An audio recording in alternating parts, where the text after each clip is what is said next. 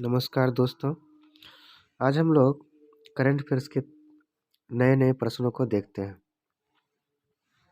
पहला प्रश्न है, भारतीय महिला हॉकी टीम की कप्तान कौन बनी? भारतीय महिला हॉकी टीम की कप्तान कौन बनी? तो यह है सविता पुनिया। कौन है? सविता पुनिया। इसके बारे में महत्वपूर्ण बातें देख लेते हैं। सविता पुनिया भारतीय महिला हॉकी टीम की कप्तान बनी है। वह मस्कट में आगामी महिला एशिया कप में भारत का नेतृत्व करेगी। महिला हॉकी एशिया कप 2022 में प्रतिस्पर्धा करने वाली 7 टीमें चीन, इंडोनेशिया, जापान, मलेशिया, सिंगापुर और थाईलैंड और दक्षिण कोरिया है। रानी रामपाल की बेंगलुरु में चैंपियन के दौरान चोट लगने के कारण सविता पुनिया को टूर्नामेंट में टीम की अगुवाई करने की जिम्मेदारी दी गई है, जो 21 से 28 जनवरी के बीच में होने वाली है।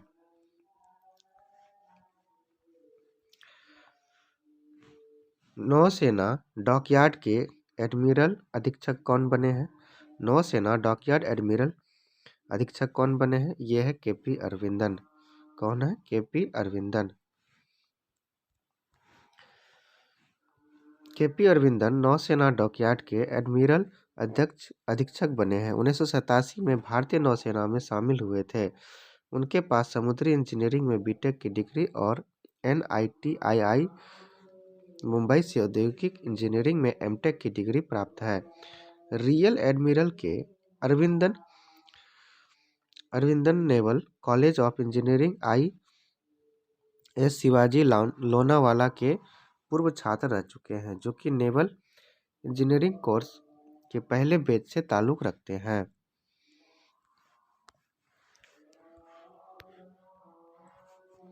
खेल मंत्रालय ने भारोत्तोलन के पहले हाई परफॉर्मेंस निदेशक किसे नियुक्त किया है?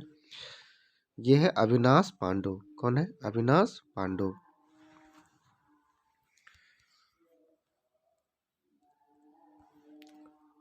खेल मंत्रालय पेरिस ओलंपिक तक भारोत्तोलन के लिए हाई परफॉर्मेंस निर्देशक के रूप में मॉरिशस के अविनाश पांडु को नियुक्त किया गया है। वह इस पद पर नियुक्त होने वाले पहले व्यक्ति भी बने हैं। इसके लिए उन्हें वार्षिक वेतन $54,000 यानी 40.50 लाख रुपये दिया जाएगा। 46 वर्षीय अविनाश पांडु को दक्षिण अफ्रीका और इंडोनेशिया में 2 दशक से अधिक का कोचिंग का अनुभव है।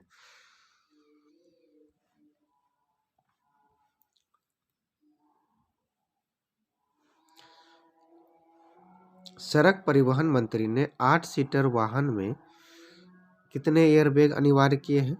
ये है 6। सड़क परिवहन मंत्री 8 सीटर वाहन में कितने एयरबैग अनिवार्य किए हैं? तो ये है संख्या 6। सड़क परिवहन मंत्री राजमार्ग नितिन गडकरी ने 8 सीटर वाहन में कम से कम 6 एयरबैग होना अनिवार्य किया है। यह नियम अक्टूबर 2022 में लागू कर दिया जाएगा। उन्होंने यात्रा के दौरान टक्कर लगने और बगल से होने वाली टक्कर से सवारी को सुरक्षित रखने के लिए 4 अन्य एयरबैग को कार में शामिल करने को कहा है। इसके लिए नए नियम के बाद अब प्रत्येक 8 सीटर कार में 2 एयरबैग आगे और 2 एयरबैग कार के साइड में 2 एयरबैग कार के दूसरी साइड में होना अनिवार्य किया है।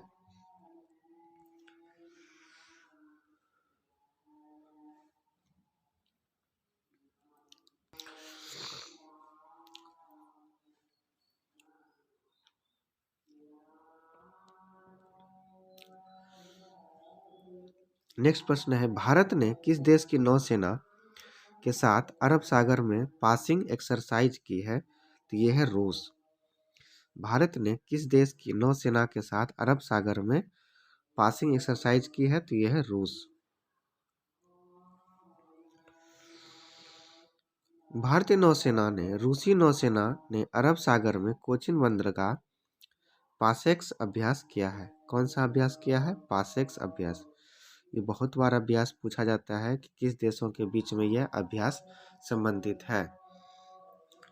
ये भारत और भारत नौसेना और रूसी नौसेना के बीच ये अभ्यास संबंधित है। और कहाँ पर हुआ है? अरब सागर के कोचिन बंदरगाह पर। किस बंदरगाह पर? अरब सागर के कोचिन बंदरगाह पर। भारतीय नौसेना के स्वदेशी रूप में डिजाइन और निर्मित किए गए मिसाइल विध्वंसक आईएनएस कोच्चि का हिस्सा लिया, जबकि रूसी की सेना का प्रतिनिधित्व क्रूजर वैराग और रूसी टैंकर बोरिस बुटोमा ने किया है। इन अभ्यासों का उद्देश्य दोनों मित्र और सेनाओं के बीच अंतर चालनीयता बढ़ाना और समझ में सुधार करना और सर्वोत्तम प्रथाओं को आत्मसात करना है।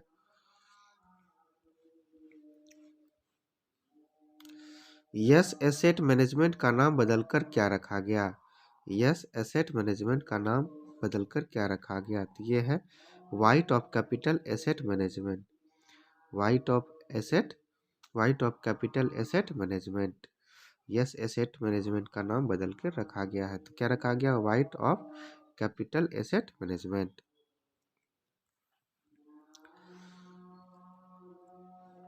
यस एसेट मैनेजमेंट का नाम बदलकर white of capital asset management रखा गया, इसलिए अब यस म्यूचुअल फंड का नाम बदलकर white of capital mutual fund भी कर दिया गया है। इसका नाम 12 जनवरी 2022 से प्रभावी होगा। वाइट ऑफ को म्यूचुअल फंड चलाने का लाइसेंस भी हाल ही में मिला है। White of capital group 42,000 crore के रुपये से अधिक की इक्विटी संपत्ति के लिए निवेश प्रबंधन और सलाहकार सेवाएं प्रदान करता है।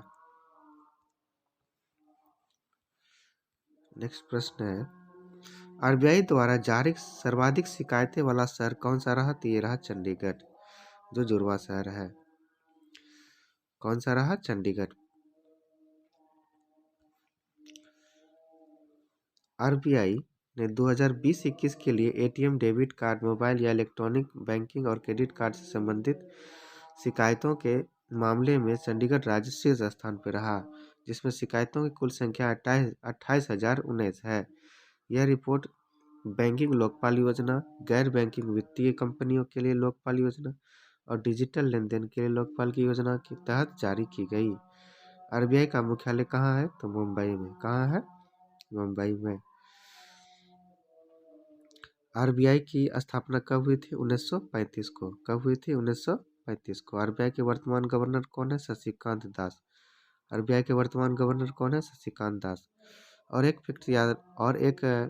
फैक्ट्स याद रखेंगे कि महाराष्ट्र के नासिक से एक नदी बहती है, जो कि एकमात्र यह नदी है पश्चिम से होते हुए ये बंगाल की खाड़ी में गिरती है। उसका नाम क्या है? कौन सी नदी है ये? तो गोदावरी नदी है।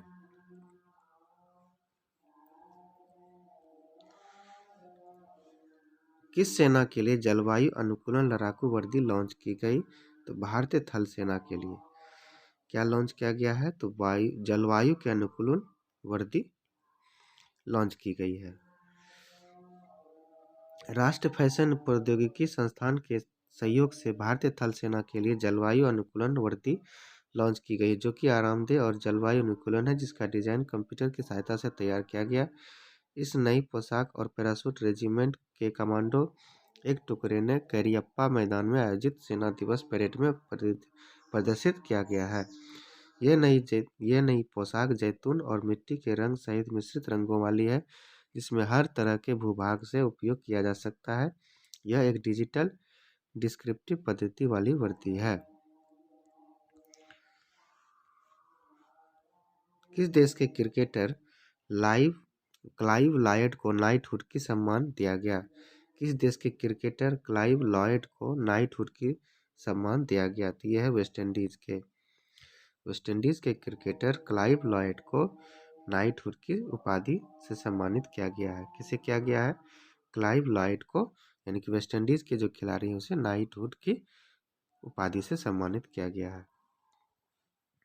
वेस्ट इंडीज के क्रिकेटर क्लाइव लॉयड को क्रिकेट के क्षेत्र में और सेवाओं के लिए उसे नाइटहुड से सम्मानित किया गया। इसी के साथ इंग्लैंड के विश्व कप विजेता इयोन मॉर्गन को क्रिकेट के खेल के प्रति उनकी सेवाओं के लिए commander of order of the British Empire सम्मान से सम्मानित किया गया। सीबीई ब्रिटिश एम्पायर का सर्वोच्च रैंकिंग ऑर्डर है। इसके बाद OBE officer of the order of the British Empire, और फिर MBE, member of the order of the British Empire आता है।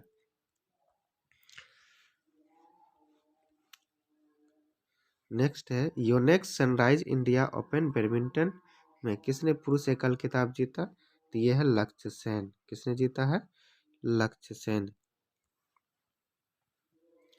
लक्ष्य सेन ने Yonex Sunrise India open 2022 badminton championship में पुरुष एकल का खिताब जीता, जबकि Yonex Sunrise India open 2022 badminton championship में पुरुष एकल का खिताब थाईलैंड का बुसानान और ओंग ब्रांगफन ने जीता है। वहीं इस चैंपियनशिप में चिराग शेट्टी और सत्विक साईराज और रनकी रेड्डी पुरुष डबल वेनियप्पा